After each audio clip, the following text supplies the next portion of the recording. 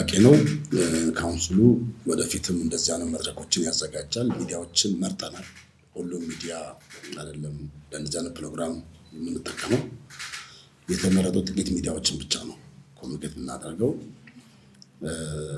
ከዚህ ቀደም እንደዚህ ለጥያቄም ክፍት ብዙ እንደማናደርግ ይታወቃል። አሁን ግን የትኛው ጥያቄ ሚዲያዎች እንዲያነሱ እንፈልጋለን። የሚነሱ ጥያቄዎች ግን አብዛኛውን ብሔራዊ ጥያቄዎች ቢሆኑ፣ ሀገር አቀፍ ጥያቄዎች፣ ዓለም አቀፍ ጥያቄዎች ቢሆኑ፣ ቫልዩ ያላቸው ጥያቄዎች ቢሆኑ የሚል እሳቤ ያለን ለሚዲያ አካላት። ከዚህ የተነሳ የሚዲያ አካላትን ኢምፓወር ማድረግ ካፓሲቲያቸውን የማብቃት ኃላፊነት አለበት ካውንስሉ። ይሄን እናደርጋለን። በካውንስሉ የህዝብ ግንኙነት መምሪያ በኩል ስራዎች ጀምረናል ከአዲስ አበባ ዩኒቨርሲቲ ጋራ። እንደዚሁ አንዳንዱ ችግሮች የተፈጠሩም ያሉት የሚዲያውን ለምን ዓላማ መጠቀም እንዳለብን ካለማወቅ የተነሳ ስለሆነ፣ በተለይም የወንጌል አማኝ ውስጥ ያሉ የሚዲያ ላይ የሚሰሩ ወጣቶች ትንሽ እነሱ ላይ ኢንቨስት ማድረግ እንደሚያስፈልግ እናምናለን። ቲክቶኩን፣ ፌስቡኩን፣ ማህበራዊ ሚዲያውን በሙሉ ሌሎችንም ጨምሮ ለበጎ ዓላማ መጠቀም እንዴት እንደምንችል፣ ሀገራዊ ፋይዳ ላላቸው ነገሮች፣ ብሔራዊ ዓለም አቀፋዊ ፋይዳ ላላቸው ጉዳዮች እንዴት መጠቀም እንዳለብን ማስቻል የሚችል የካፓሲቲ ቢልዲንግ ትሬኒንጎችን እናዘጋጃለን። በእርግጠኝነት በዚህ ዓመት እንጀምራለን። ምቹ አድርገን አንዳንድ የራሳችሁን ስራ ስለምትሰሩ ከዛ ጋር በማይጋጭ መንገድ በዛ ሰርቲፋይ እናደርጋለን፣ መታወቂያዎችን እንሰጣለን። እንዲህ አይነት ፕሮግራሞች ሲኖሩ እነሱ እንጠቀማለን ማለት ነው። ሌሎችንም ቀስ ያን የማስተማር ነገር እንሰራለን፣ በእቅዳችን ውስጥ ተካቷል። ከዚህ ውጭ የሐሰት ትምህርትና ልምምድ በተመለከተ ላለፉት 5 ዓመታት ያው መተዳደሪያ ደንባችንን እና ሌሎች መመሪያዎችን ተከትሎ ስንሰራ ቆይተናል። አንዳንዶቹ ምክሩን ተቀብለው የተመለሱ የተስተካከሉ አሉ።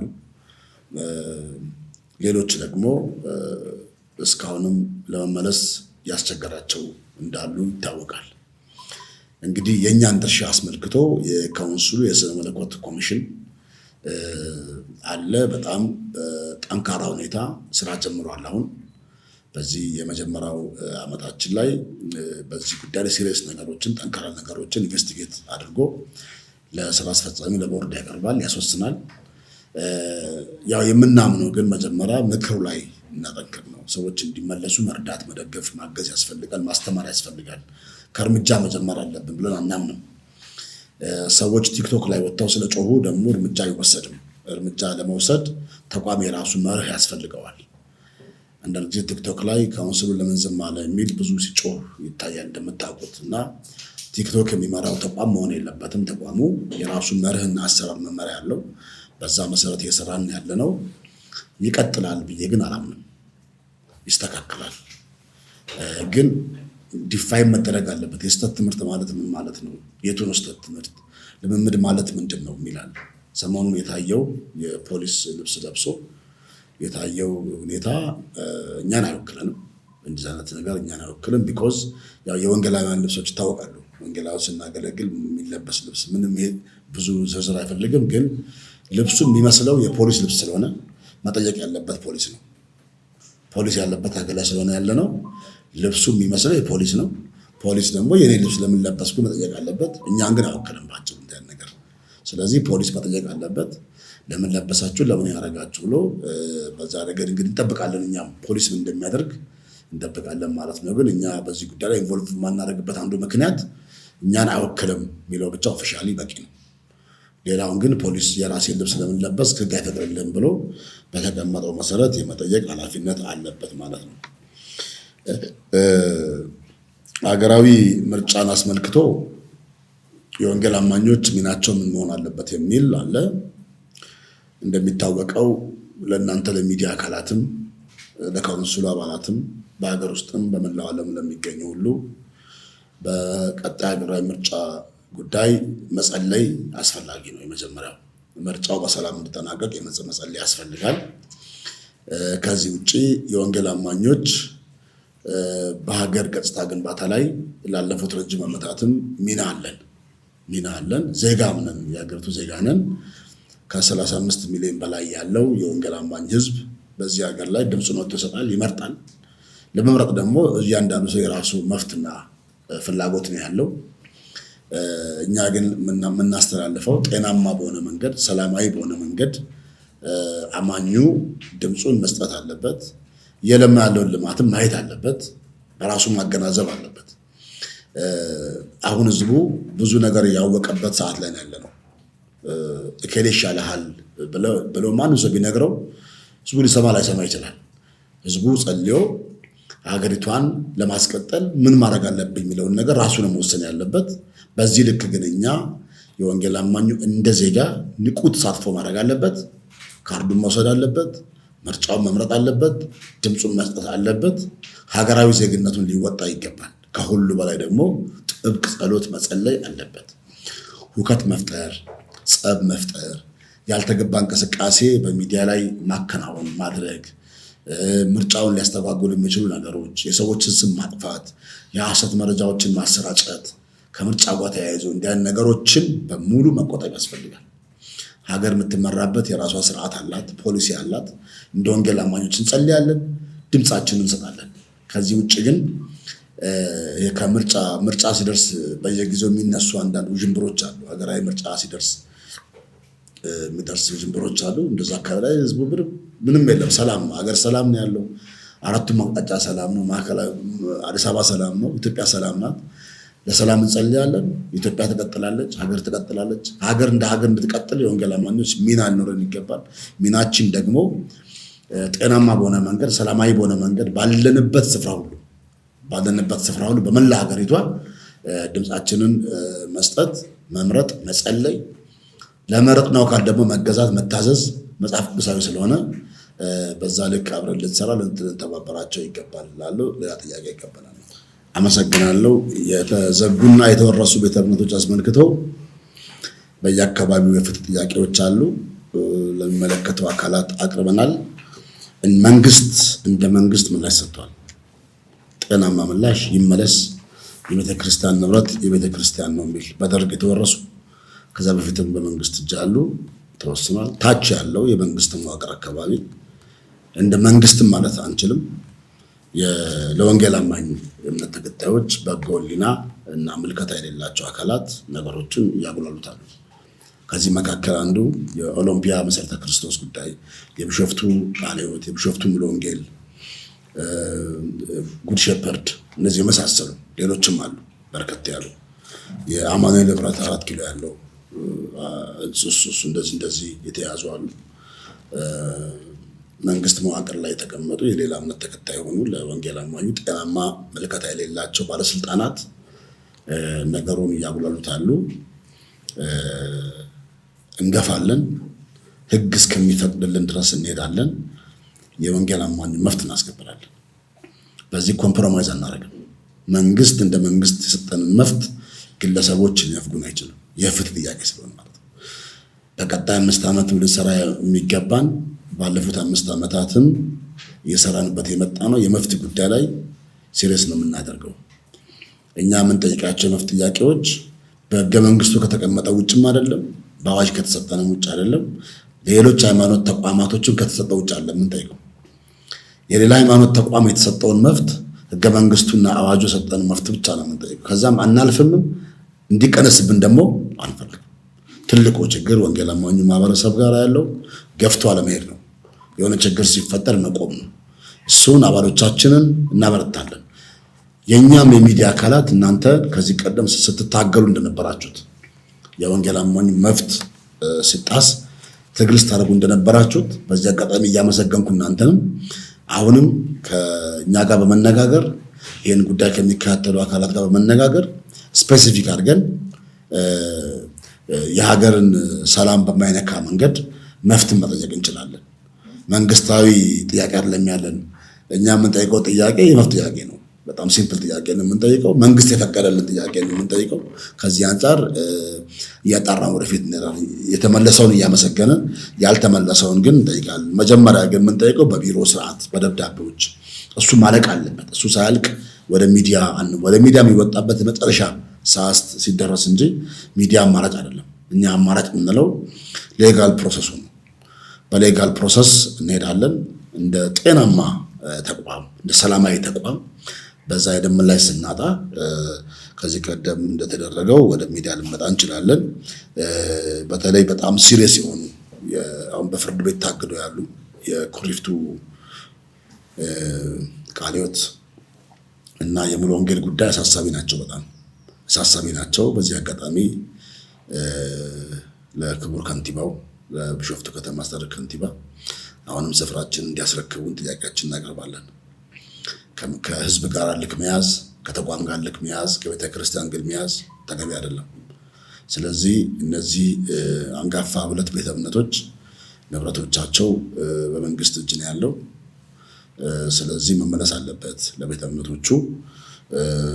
በዚህ አጋጣሚ እሳቸውን መለሻቸው መልካም እንደሚሆን ተስፋ አደርጋለሁ።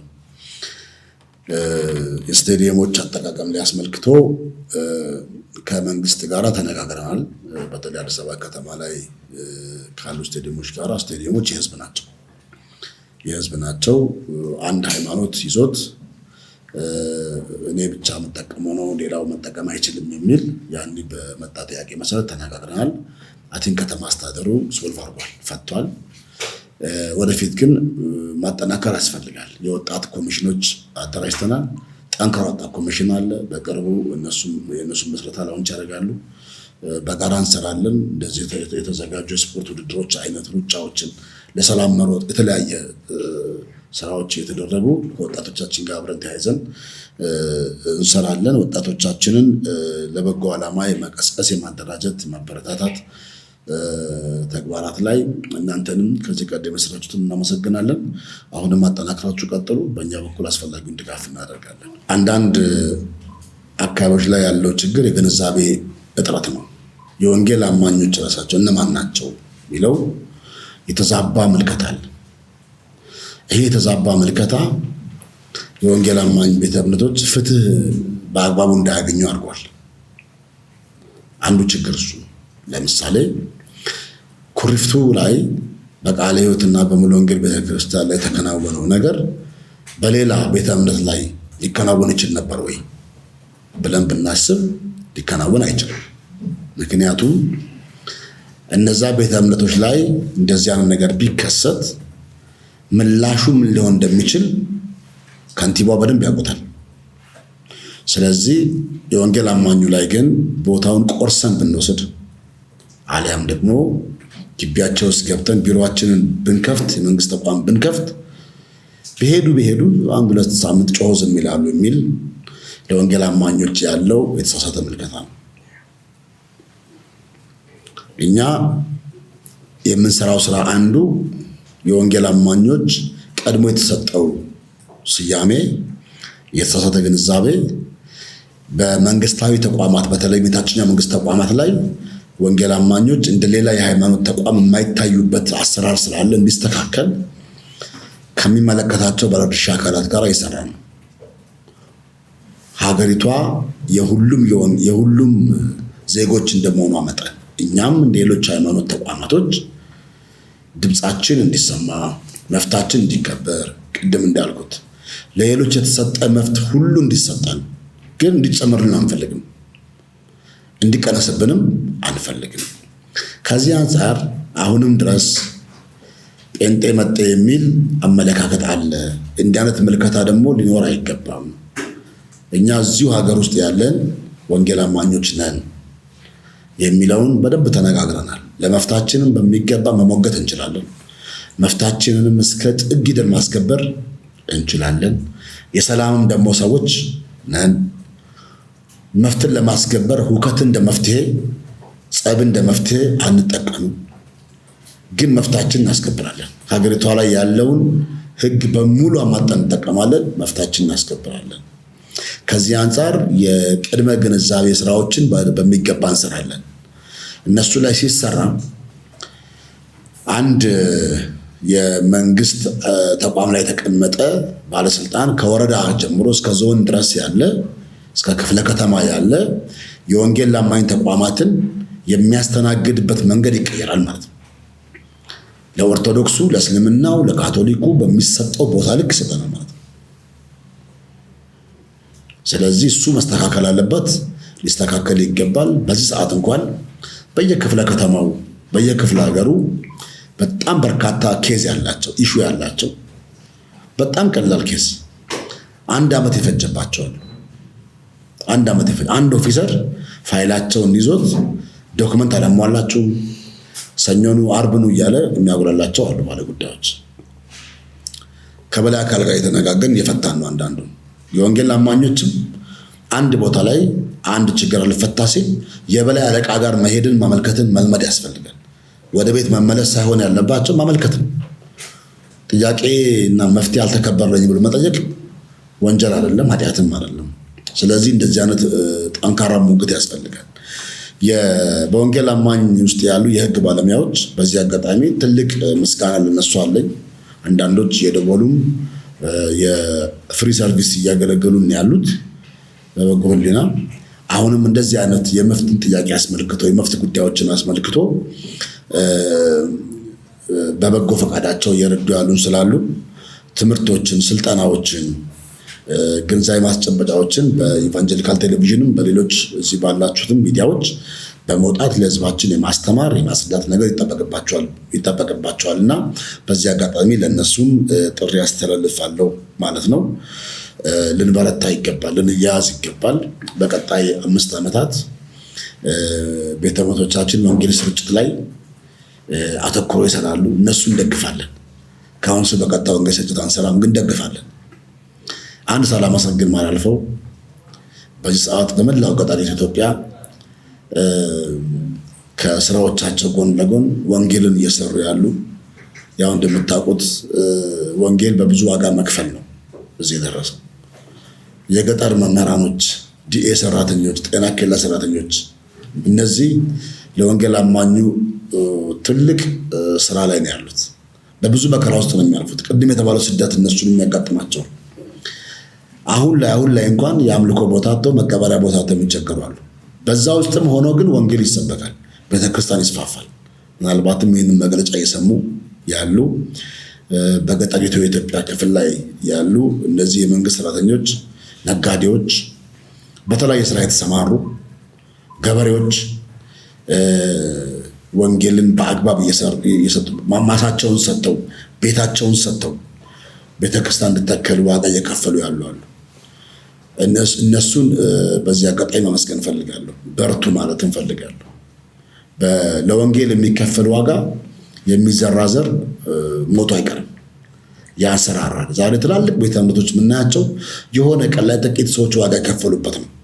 እኛ በኢትዮጵያ ምድር ወንጌል በነፃነት ተሰብኮ አሁን ያለው ቁጥር በዝቶ ሰፍቶ ኢትዮጵያን በወንጌል መውረስ ማድረስ እንፈልጋለን። ዓላማችንም አንዱ እሱ።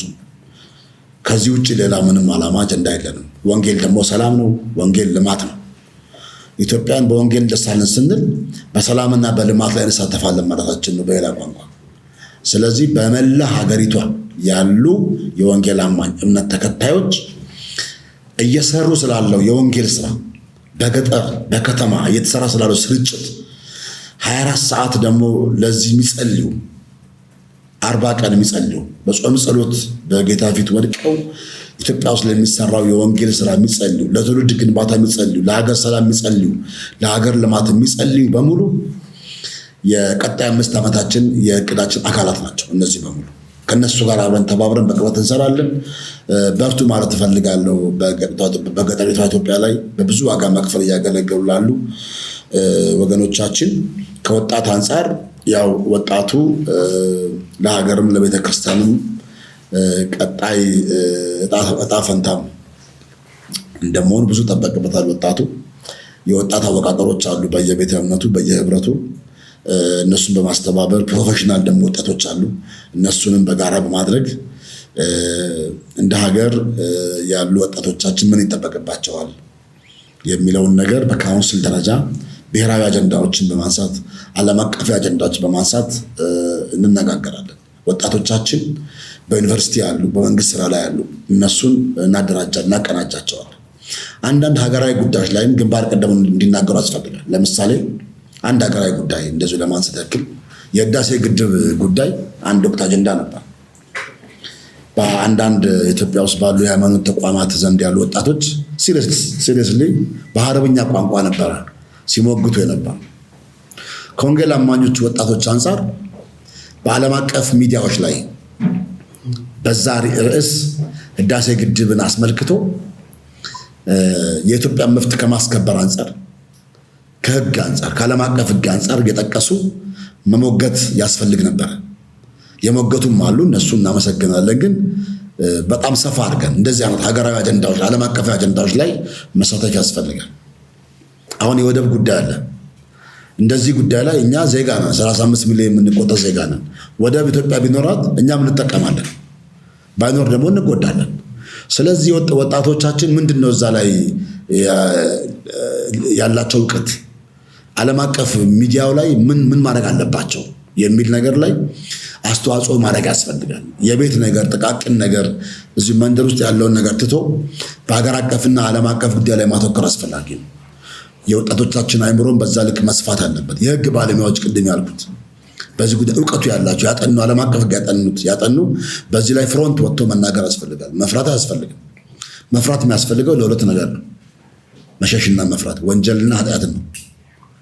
ከዚህ ውጪ የሀገርን መፍት አስመልክቶ የሀገር ጥቅምን አስመልክቶ ብሔራዊ ጥቅምን ላይ እንደ ዜጋ የወንጌል አማኞች የቤተ እምነት ተወካይ መሆን አያስፈልግም። ይሄን ለመናገር የካውንስል መሪ መሆን አያስፈልግም። ይሄን ዜጋ ብቻ መሆን በቂ ነው ስለ ሀገር ለመናገር። እንደዚህ ነገር ላይ የትልቅ ሚና ልንወጣ ይገባል። በተለይ ወጣቶች ኮሚሽኑ በዛ ላይ ሰፊ ስራ ይሰራል። የሚዲያ አካላት ወሳኞች ናቸው። ሚዲያን ለበጎ ዓላማ መጠቀም አስፈላጊ ነው። እንደ ሀገር አሁን እየተከናወኑ ያሉ የልማት ስራዎችን ማድነቅ ያስፈልጋል፣ መደገፍም ያስፈልጋል። ያን ደግሞ ለማድረግ ማየት መጎብኘት ደግሞ አስፈላጊ ነው። ስለዚህ 2-3 ጊዜ የካውንስሉ አመራሮች ጎብኝተናል። አሁንም ባለው ሁኔታ በፍጥነት እናመቻቻለን። ሚዲያ አካላትን ዙራችሁ የለሙ ያሉ ስራዎችን፣ የኮሪደር ልማቱን፣ ሌሎች ልማቶችንም አይታችሁ ካያችሁ ደግሞ እንደ ሚዲያ አካላት ያያችሁትን ደግሞ መዘገብ ያስፈልጋል። መዘገብ እንድትችሉ በነፃነት እንድትሰሩ እሱን እናመቻቻለን። ይሄ ነው ሊደገፍ የሚገባው፣ ሊነሳ የሚገባው፣ ሊሰራ የሚገባው ማሳብ ይሄ ነው። ሀገራዊ ፋይዳ ያላቸው ስራዎች ባሉት አንዱ እነዚህ ናቸው። ሀገር ልማት እያለማች ነው ካልን ልማቱን በተግባር አይተን ፕሮሞት ማድረግ ያስፈልጋል። ያለውን እያደነቅን የተሻለ ሀሳብ ካለ ደግሞ እንለግሳቸዋለን። ግን ያለውን ማድነቅ ያስፈልጋል። ሀገር ሲቀየር እኛም አብረን መቀየር አለብን። አእምሯችን መቀየር አለበት። አዲስ አበባ ላይ ያለውን ለውጥ ወርታች ሊወርድ ይገባል። ልማቱ ያለው አዲስ አበባ ብቻ አይደለም። አንዳንድ ጊዜ እንዲህ አይነት ልማቶች አሉ። ሐዋሳ አለ፣ ሌሎች ከተሞችም አሉ። ምሳሌ ያነሳሁት ከአዲስ አበባ ውጭ ወጣ ብሎ እየለሙ ያሉ ልማቶችን መጎብኘት ያስፈልጋል። ቅድም ያልናት ደብረ ዘይት በጣም ለምታለች፣ ከተማዋ እጅግ ለምታለች። አዳማ ለምቷል። እንደዚህ በየክልሉ ያሉ ከተሞችን መርጠን ተንቀሳቅሳችሁ በሚዲያ በክሩ ግሩፕ በመሆን ሄዳችሁ እንድትጎበኙ ልማቱን ፕሮሞት እንድታደርጉ በእኛ በኩል ከሚዲያ ክፍላችን ጋር በመሆን እናቀናጃለን። በቅርቡ አመቻችተን እናሳውቃችኋለን። እናመሰግናለን ስለመጣችሁ። በየጊዜው እንዲህ እየተገናኘን እንደዚህ አይነት ሀገራዊ ጉዳዮችን እያነሳን እናንተም የትኛውን ጥያቄ ያላችሁ እያነሳችሁ የምንወያይበት መድረኮች እናመቻቻለን። ስለመጣችሁ አመሰግናለሁ።